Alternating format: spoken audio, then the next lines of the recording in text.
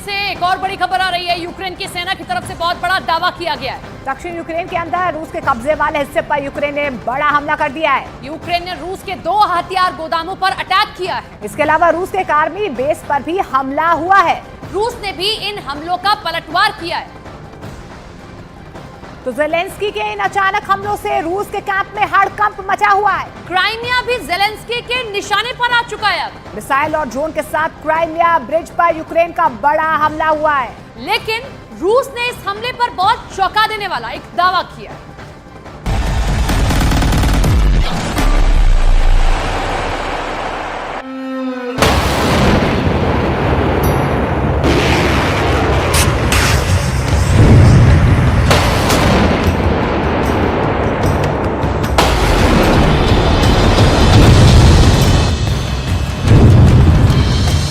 Putin ने जो कभी सोचा भी नहीं था अब वो हो रहा है।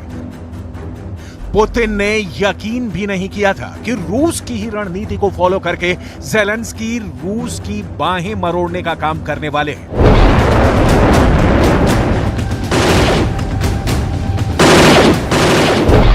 लेकिन ऐसा ही हुआ है क्राइमिया के अंदर। यह तो गनीमत रही कि रूस का एयर डिफेंस सिस्टम एक्टिव हो गया और जंग के मैदान में बहुत बड़ा खेल हो गया। यूक्रेन के इस हमले के दौरान ज़ेलेंस्की की एक मिसाइल की काफी चर्चा शुरू हो गई है। यूक्रेन की यह मिसाइल इतनी खतरनाक है कि दुनिया इसे मॉन्स्टर मिसाइल का नाम दे रही है। मॉन्स्टर मिसाइल या दैत्य मिसाइल। आखिर क्यों रूस की यह मिसाइल इतनी खतरनाक मानी जाती है और क्या वजह है कि ज़ेलेंस्की ने एक साथ ही क्राइमिया के ब्रिज पर मिसाइलों से भी हमला किया और दर्जनों ड्रोन से भी हमला कर दिया।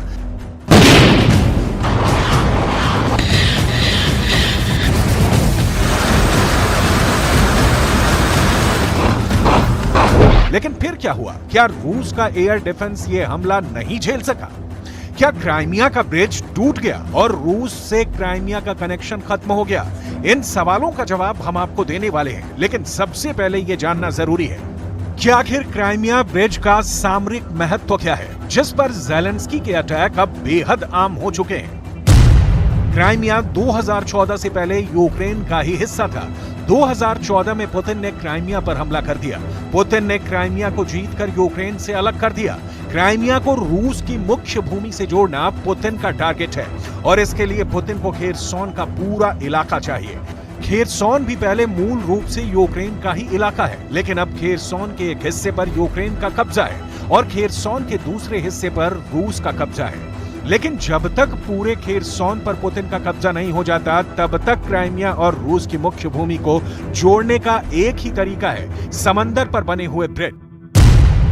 ऐसे में 3 मुख्य ब्रिज हैं, एंटोनेव्स्की, क्राइमिया ब्रिज और चोनहार ब्रिज।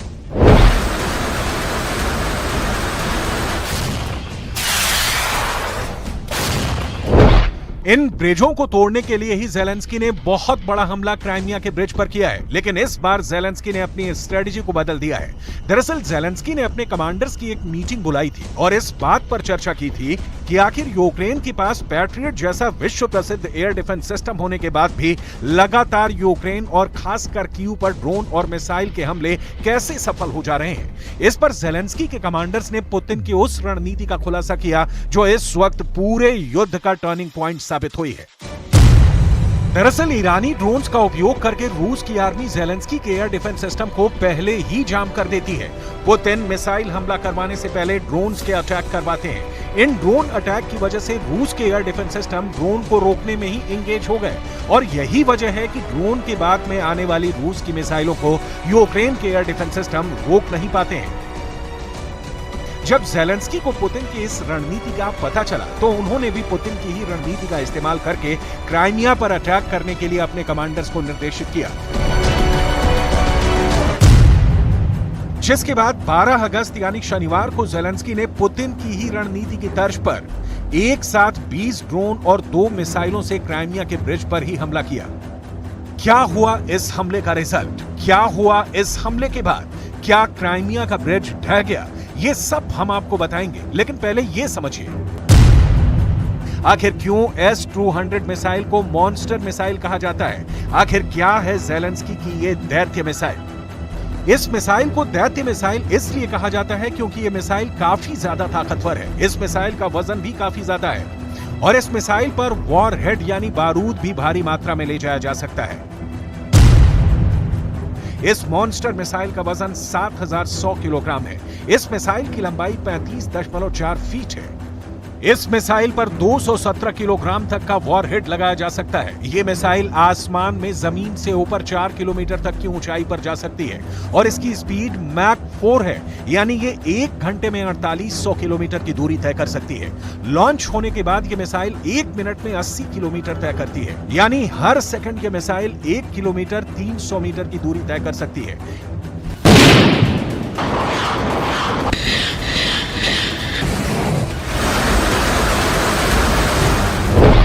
S-200 सोवियत संघ के जमाने की मिसाइल है, यानी जब अखंड रूस था और यूक्रेन और रूस एक साथ थे, उस वक्त सोवियत संघ ने इस मिसाइल सिस्टम का निर्माण किया था। लेकिन बाद में रूस के टुकड़े होने के बाद ये मिसाइल भी यूक्रेन की सरकार के हिस्से में आई थी।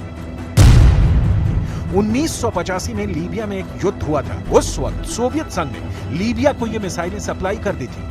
तब लीबिया की सरकार ने कई यूएस बॉम्बर्स यानी अमेरिका के बम वर्षक विमानों पर इस मिसाइल को फायर कर दिया था। 1983 में सीरिया की सरकार ने भी रूस से ये मॉन्स्टर मिसाइलें आयात की थी।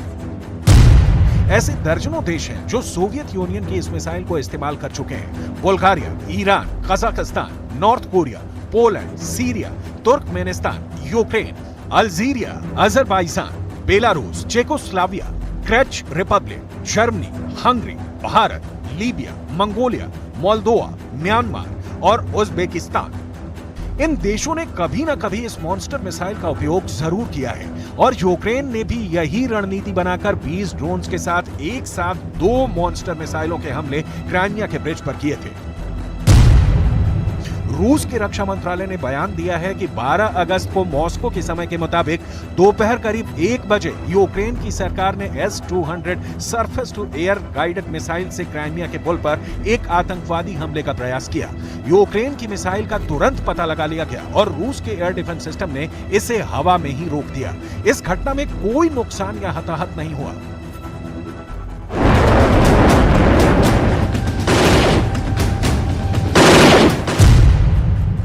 क्राइमिया के एयर डिफेंस में मिसाइल सिस्टम के साथ ही इलेक्ट्रॉनिक जैमर भी लगाए गए थे।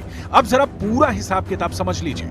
यूक्रेन ने 20 ड्रोन से हमले किए, 14 ड्रोन तो रूस की मिसाइलों ने मार गिराए और 6 ड्रोन इलेक्ट्रॉनिक जैमर की मदद से मार गिराए गए। और इस तरह क्राइमिया का ब्रिज बचाने में पुतिन कामयाब हो गए। लेकिन ज़ेलेंस्की इस घटना से काफी ज्यादा विचलित नजर आ रहे हैं, क्योंकि क्राइमिया पर अटैक का उनका ये प्लान इस बार फेल हो गया।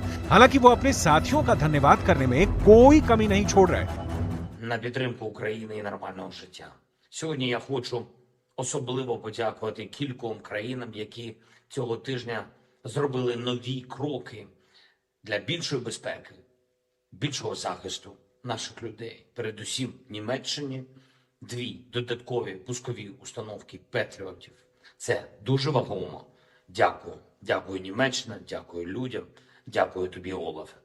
Кожне суттєве посилення нашої ППО – це тисячі врятованих. लेकिन सवाल यह है कि आखिर क्यों बार बार ज़ेलेंस्की क्राइमिया के ब्रिज पर ही हमला कर रहे हैं। दरअसल खेरसॉन के जिस हिस्से पर रूस का कब्जा है, वहां पर रूस के सैनिकों का बहुत बड़ा जमावड़ा लगा हुआ है। खेरसॉन पर कब्जा बरकरार रखने के लिए अब तक पुतिन की आर्मी 50 से ज्यादा बार खेरसॉन और उससे सटे इलाके पर हमले कर चुकी है। इस वक्त खेरसॉन के अंदर यूक्रेन की आर्मी की 59वीं मोटोराइज्ड ब्रिगेड जंग लड़ रही है और इसी खेरसॉन में रूस की आर्मी की 58 combined army, 48 guard motor rifle division, 22वीं army corp, 126 coastal defence brigade, Russian airborne force और 7वीं guards mountain air assault division मौजूद है।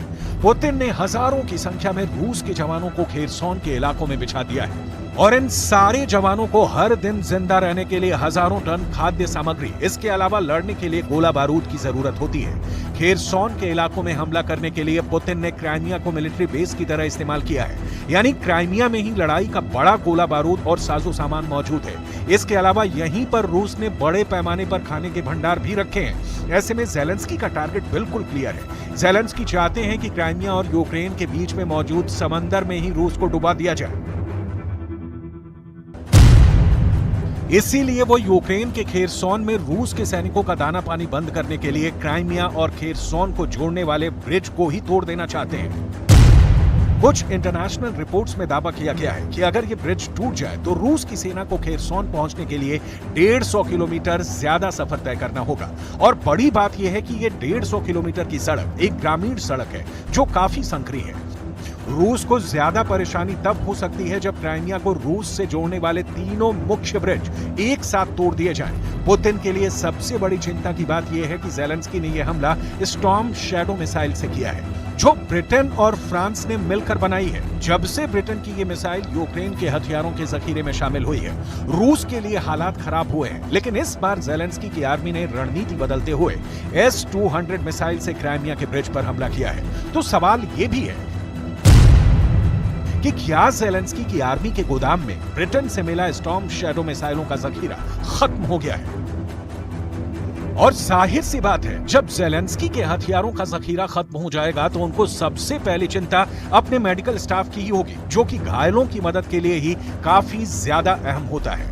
Цього тижня наші прикордонники отримали мобільні комплекси медичної підтримки від Нідерландів. Нідерланди взагалі серед лідерів в оборонній співпраці з Україною, в політичній взаємодії, реально захищають життя, гуманітарний вимір і теж змістовний. Я дякую за це людям Нідерландів. Дякую всім, Марк. Дякую тобі. Є готовність Азербайджану надати новий пакет гуманітарної підтримки, зокрема обладнання для розмінування. Це теж один з ключових напрямків нашої роботи з партнерами.